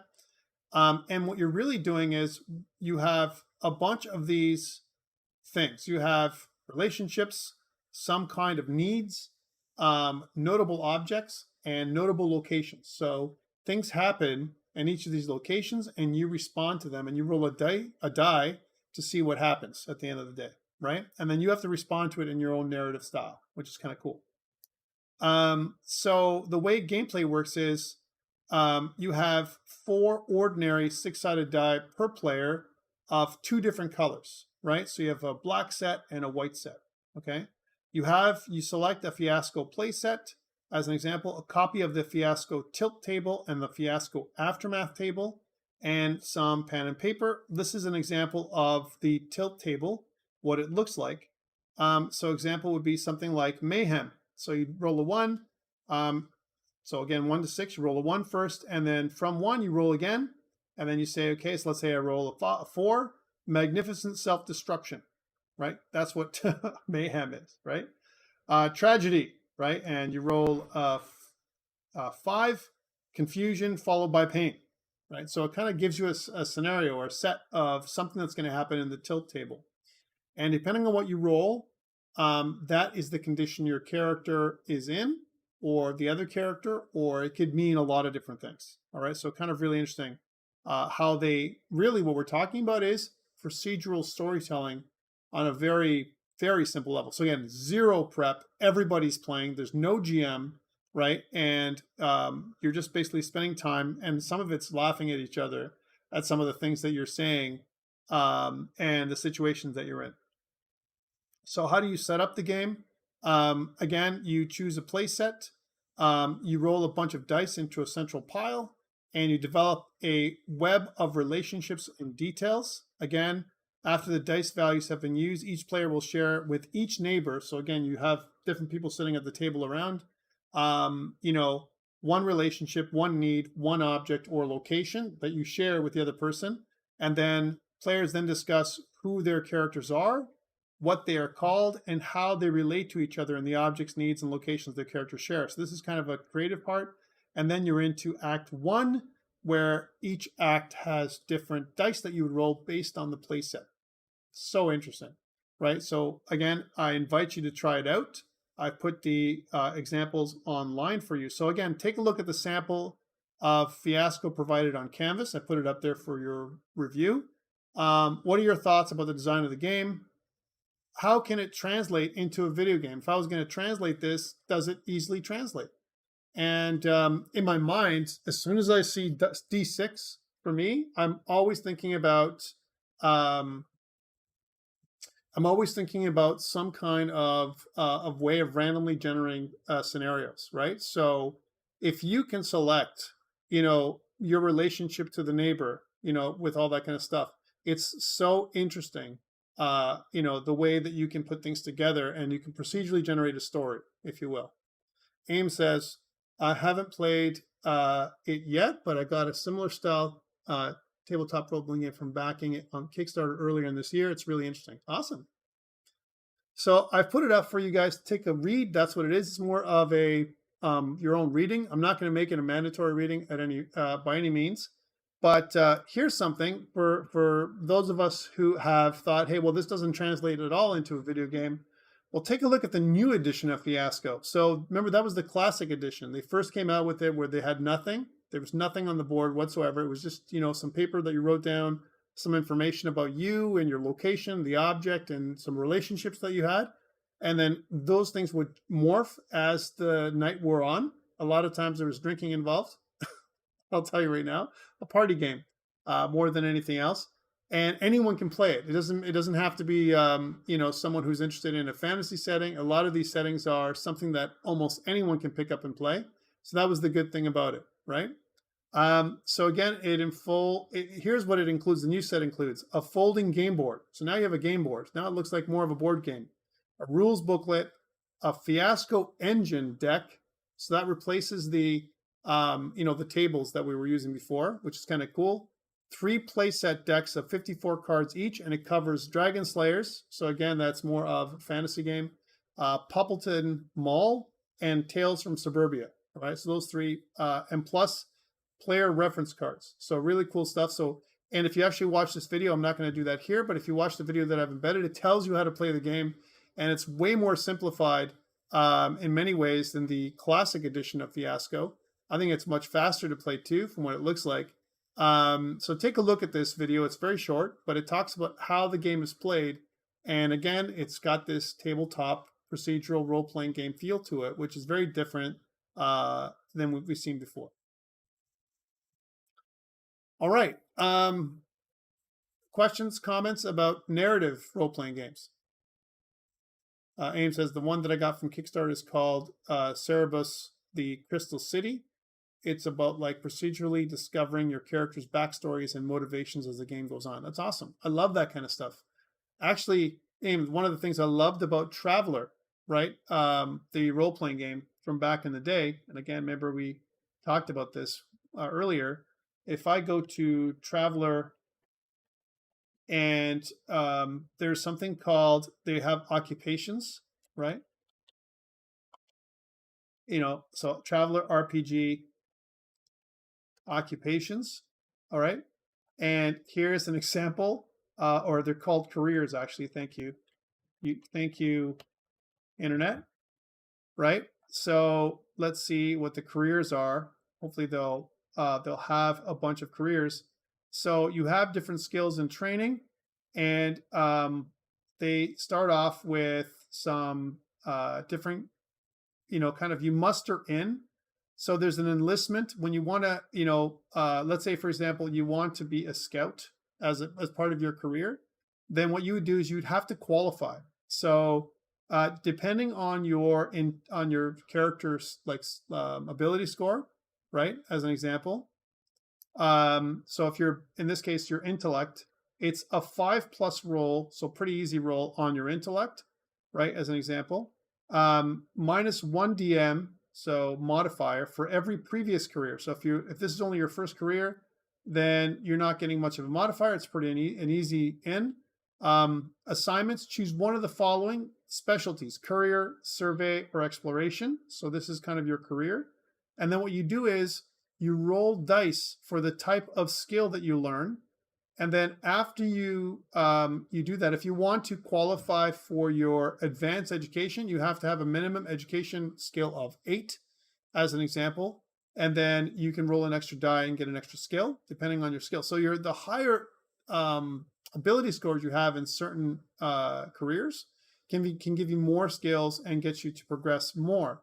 And notice that they have different ranks, so you can move on in rank. And then what you would do is, if you might need to roll on the events table for what happened during your tour of duty. Usually your tour of duty is 4 years or 5 years. I'm not sure. I can't remember now.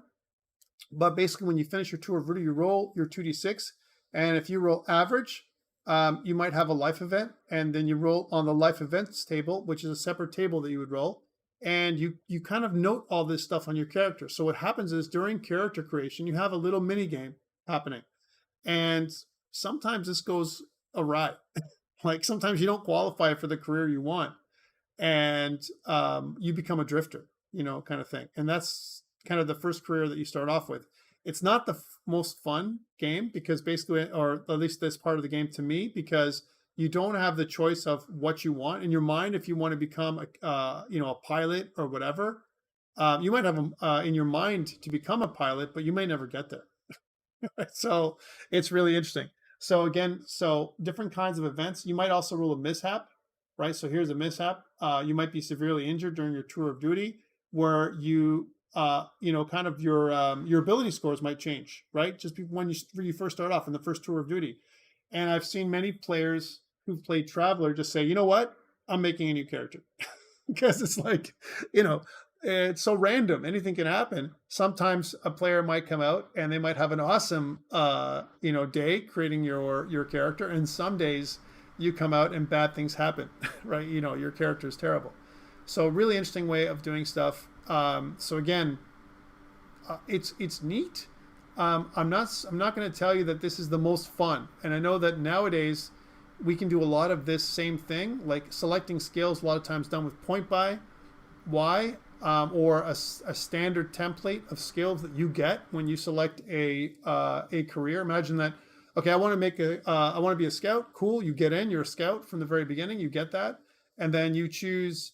You can point by any of the skills you want as an example. So to kind of form your character the way you want when you first start the game. Okay. One thing to note with Traveler and games like this is you're fully formed. Okay, so you're not someone who is progression in these kind of games, in Traveler or in Marvel or games like that, is slow because it's more about acquisition and the story than actual progression of experience points, like in D&D. Okay, so different way of progressing through the game. All right, so really cool. So again, we've talked about different kinds of games. Fiasco was the latest one.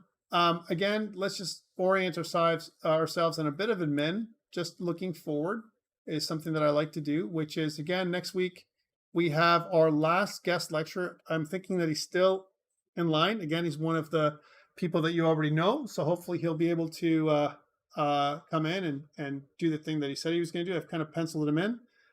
Worst case, I will talk about game balance, but I would like to see, I always like having a guest lecturer. It's much better than just me talking all the time. So that is what's happening next week. Again, for the first 30 minutes, an hour, I'm hoping that someone's going to come in and do what they said they're going to do. And the last in-class exercise will be given out. Again, these in-class exercises are small, 2.5%. I'm getting to them. They're quite a bit of a read for me to go through and mark. A lot of the stuff that I've given you is all heavy on reading, so I'm going through it. I'm establishing rubrics and all that stuff as I'm going through the details of everything. It's a lot, so bear with me while I'm going through it. But next week's topic is realism versus playability and game balance. So again, we talked about some of the things about putting together your assignment 3 as an example, and then the week after that, Project Part 3 is due, your third playable release with a mobile build. Okay, that's your first mobile build that you're doing. That's coming up. And then we have one more case study, which is tabletop gaming with Warhammer 40K. By that point, I'm hoping to show you more of the army and talk about how to play that kind of strategy game. How do you bring a strategy game like that into a mobile game? By the way, the people who own Warhammer, I can tell you this, Games Workshop, they sell their product to the highest bidder, and they don't really care how their games, who they're selling their games to. They're a model making company, and they talk about how they're not a game company, which is interesting. They're more of a model building and hobby company, and the game is secondary, which is kind of interesting. And they've morphed that. They made it more, kind of interesting over the years. Again, it started with Rogue Trader, but we're going to talk about this, kind of a history of tabletop wargaming and how that's kind of morphed, into something that is a crazy phenomenon. It's a very expensive hobby. And then finally, the last week, just to remind you, there is before the final exam period, there is this final project presentation where you actually show me and the class, everybody else, that you've been working on your mobile game for this course, right? So it could be the same game that you're doing for GDW if it fits, or it could be a special game that I've asked you to put together for me for this this course. But that's going to be due week 12, and that's what I'm looking for from you guys. Okay, so what I'm hoping is that you'll get all your feedback way before that, so you know that you're going in the right direction, at least from my perspective. And then I think it should be pretty successful, pretty fun day, week 12. As we're going to just be focusing on your final project presentations. So no lecture that day, just those, mandatory attendance for the last week, and then some information about the final exam that is going to happen during exam week, or the exam weeks at the end of semester. Okay, so that's what's coming up ahead. That's it for me for tonight, guys. Thank you so much for joining me. And I will see you guys again next week with our guest lecturer on game balance. Okay. All right, guys. Thank you so much. I'm going to stop recording this now.